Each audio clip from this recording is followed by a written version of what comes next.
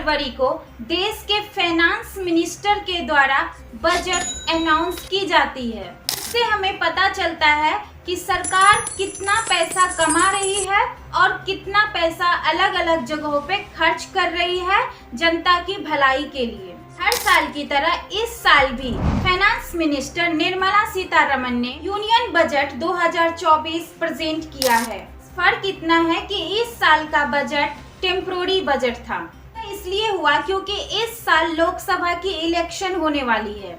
जब इलेक्शन के बाद नई सरकार बनेगी तो फुल बजट को जुलाई में अनाउंस किया जाएगा। जब भी इलेक्शन ईयर होता है तो ऐसा ही किया जाता है। पिछले साल की तरह इस साल भी सरकार का मेन फोकस था कैपिटल एक्सपेंडिचर, से शॉर्ट में कैपेक्स भी कहा जाता है। इसका मतलब है जो पैसा सरकार खर्च कर रही है लॉन्ग टर्म एसेट में, जैसे कि सड़कें बनाना, रेलवे, पोर्ट, बिल्डिंग बनाना या ब्रिज बनाना। पिछले साल सरकार ने 10 लाख करोड़ रुपए एलोकेट किए थे, बट सरकार ने 9.5 लाख करोड़ ही खर्च किए थे। लेकिन इस साल 11,11,111 करोड़ रुपए खर्च करने का प्लान किया है। इसके पीछे कारण सिंपल है। सरकार का कहना है कि अगर इन सब जगहों पे पैसे खर्च किए जाते हैं तो इससे इकोनॉमिक ग्रोथ बढ़ती है, इससे लोगों को नौकरियां मिलती है, जैसे कि railway, bridge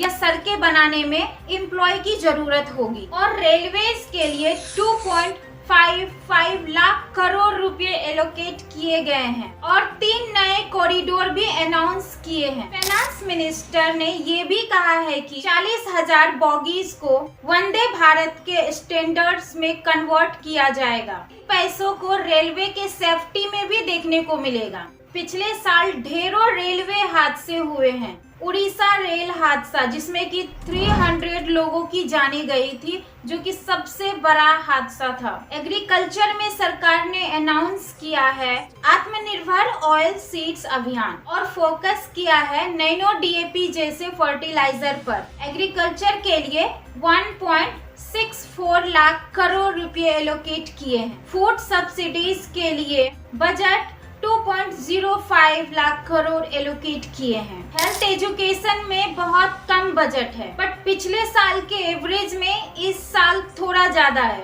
total 1.25 lakh crore allocate किए हैं और एजुकेशन में बहुत बड़े बड़े बजट को कट किया है, बट सेंट्रल यूनिवर्सिटीज पे ज्यादा पैसा खर्च किया जा रहा है। रिसर्च एंड इनोवेशन में भी ज्यादा पैसा बढ़ाया गया। टोटल बजट 355 करोड़ एलोकेट किए हैं। हेल्थ केयर को 90,000 करोड़ एलोकेट किए हैं। यहाँ 2 बातों को ध्यान दिया गया है। आयुष्मान भारत एक्सपेंड किया जाएगा और दूसरा सर्विकल कैंसर के वैक्सीन पे खर्च किया जाएगा। हाउसिंग पर जहाँ प्रधानमंत्री योजना चल रही है जिसमें गरीब लोगों को एफोर्डेबल हाउसिंग देना, इस पर 80,671 करोड़ रुपए एलोकेट किए हैं। और सरकार ने ये भी अनाउंस की है जो लोग रेंटेड घरों में रहते हैं, स्लम्स में रहते हैं, अनऑथराइज्ड कॉलोनी में रहते हैं, उन्हें अपने घर खरीदने या बनाने का मौका दिया जाएगा। अब तक हमने देखा कि सरकार